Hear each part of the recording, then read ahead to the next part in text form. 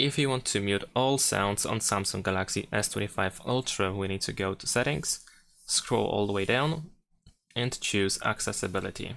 Now over here, go to Hearing Enhancements, and in this place you will find Mute All Sounds. We can simply tap on this switcher in order to mute all sounds or unmute them. We can also tap on this option in order to create a shortcut, which can be, for instance, under the Accessibility button or by using one of these shortcut buttons.